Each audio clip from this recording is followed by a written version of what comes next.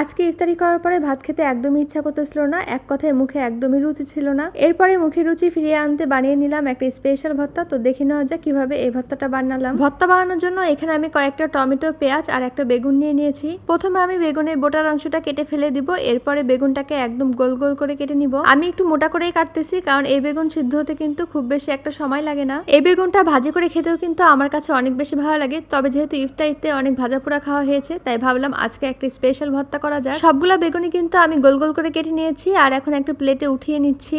একইভাবে এখন আমি টমেটো গুলাও গোল গোল করে কেটে নিব। আমি একটু টক দেখে টমেটো বেছে নিয়েছিলাম, এতে কিন্তু ভর্তার স্বাদটা আরো বেশি ইনহ্যান্স হয়। এখন কিন্তু আমার টমেটো আর বেগুন দুটাই কেটে নেওয়া হয়ে গেছে, আর এখন পরিমাণ মতো লবণ আর হলদি গুঁড়া দিয়ে টমেটো আর বেগুনটাকে ভালোভাবে মেখে নিব। আমার যখনই কোনো কিছু একদমই খেতে ইচ্ছা করে না, তখনই কিন্তু আমি এই ভর্তাটা বানিয়ে নিই। আর ট্রাস্ট মি গাইস, এই ভর্তা দিয়ে কিন্তু আমি পুরো এক প্লেট ভাত খেয়ে উঠি। এই তো দেখুন, এখন কিন্তু বেগুন আর টমেটো গুলো ভালোভাবে মেখে নেওয়া হয়ে গেছে। একটা প্যানে আমি আগে থেকেই তেল গরম হতে বসিয়ে দিয়েছিলাম, আর এখন এর ভিতরে একে একে বেগুন আর টমেটো গুলো দিয়ে নিব।